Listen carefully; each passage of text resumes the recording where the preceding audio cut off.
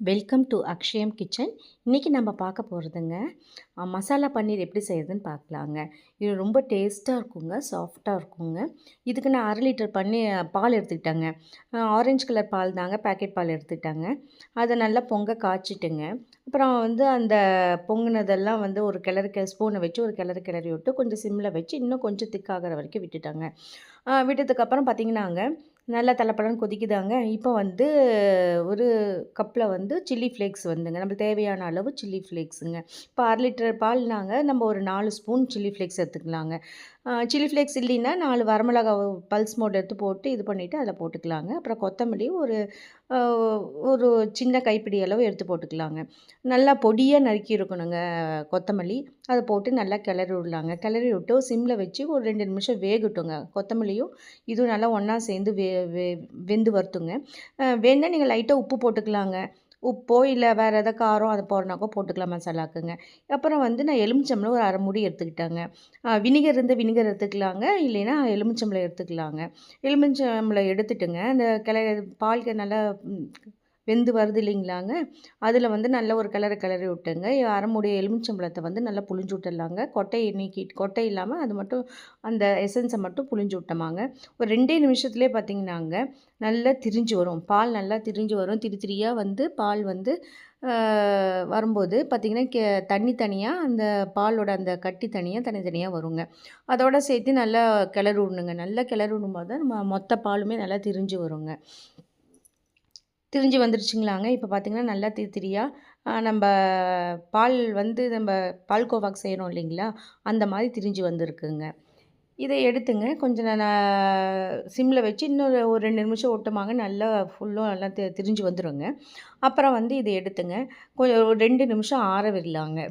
ஆற விட்டு பார்க்கும்போது பார்த்திங்கன்னாங்க எல்லாம் நல்லா வெந்து வந்திருக்கும். வெந்து வந்ததுக்கப்புறம் ஒரு சாமான் தெளிங்க எப்படின்னாங்க ஒரு பெரிய பாத்திரங்க. அதுக்கு மேலே பார்த்திங்கன்னா இந்த வடிகுண்டா இருக்குது இல்லைங்களாங்க, கஞ்சி வடிப்போம் இல்லைங்களா, அந்த குண்டா வச்சுக்கணுங்க. அந்த குண்டா வச்சுட்டு ஒரு காட்டன் துணி எடுத்துட்டு இதை வெந்து வந்த அந்த பன்னீர் இருக்குது, வெந்து வந்த அந்த பால் திரியாக இருக்குது இல்லைங்களாங்க, அதை தூக்கி இதில் ஊற்றிடலாங்க. ஊற்றிட்டுங்க வேணா நம்ம லைட்டாக பச்சை தண்ணி அது மேலே ஊற்றிக்கலாங்க. தேவைன்னா ஊற்றிக்கலாங்க, இல்லைன்னா அதுக்கும் தேவையில்லை. அப்படியே ஊற்றிட்டுங்க பார்த்திங்கன்னா ட்ரெயின் ஆகிடும். அதில் இருக்க தண்ணிலாம் கீழே அப்படியே ட்ரெயின் ஆகிடுங்க. பாருங்கள், இப்போ இந்த இது எடுத்து பன்னீர் செய்கிறதுக்காக நம்ம பால் திரிச்சு எடுத்து வச்சுருக்கோம் இல்லைங்களாங்க, அதை இது எடுத்து ஊற்றிருக்கோங்க. இந்த தண்ணி கூடங்க இது பேர் வேவ் வாட்டர்னு சொல்லுவாங்க.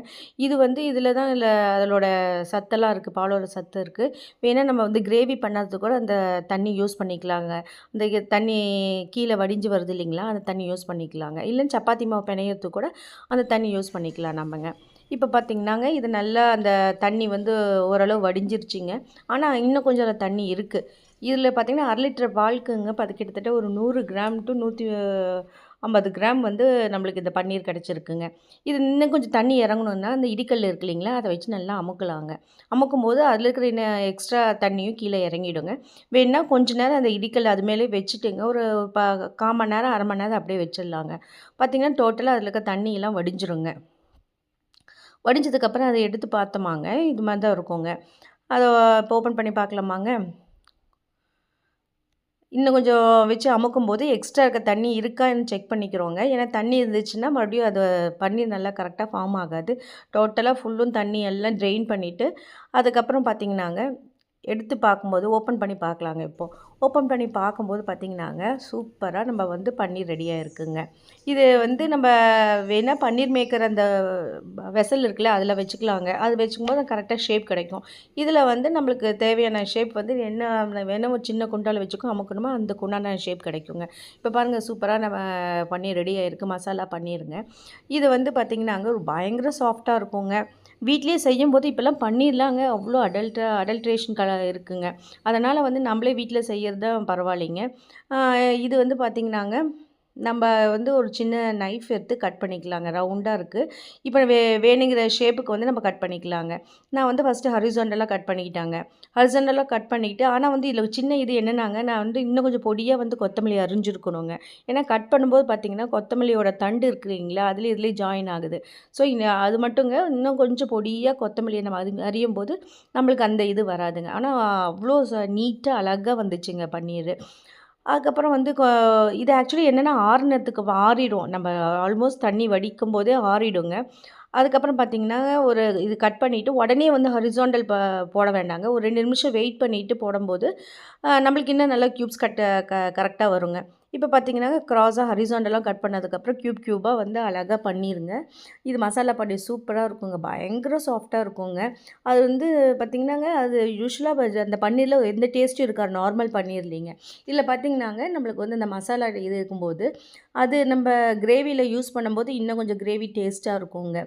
ஆ பார்த்தீங்கன்னா, பாலக் பன்னீரோ, பன்னீர் பட்டர் மசாலா கூட இந்த பன்னீர் யூஸ் பண்ணிக்கலாங்க. அது இன்னும் கொஞ்சம் டேஸ்ட் எடுத்து குடுக்குங்க. ஆ நீங்களும் செஞ்சு பாருங்க. ரொம்ப டேஸ்ட்டா இருக்குங்க. சாஃப்ட்டாவும் இருக்கும். வீட்ல செய்யும்போது நம்ம குழந்தைங்களுக்கு தாராளமா பயம் இல்லாம குடுக்கலாங்க. ஆ இந்த பன்னீர் பார்த்தீங்கன்னாங்க, இன்னும் என்னன்னு பார்த்தீங்கன்னா, வேணுனா லைட்டா வந்து அதில உப்பு போட்டுக்கலாம். மிளகா பச்சை மிளகாய் இருக்கு இல்லைங்களா? அதில மிக்ஸியில அடிச்சுட்டு கூட இதில நம்ம சேர்த்துக்கலாங்க. அப்பயுமே வந்து இந்த பன்னீர் இன்னும் கொஞ்சம் டேஸ்ட் குடுக்குங்க. நீங்களும் ஒரு தடவை வீட்ல செஞ்சு பாருங்க. சூப்பரா இருக்கும்.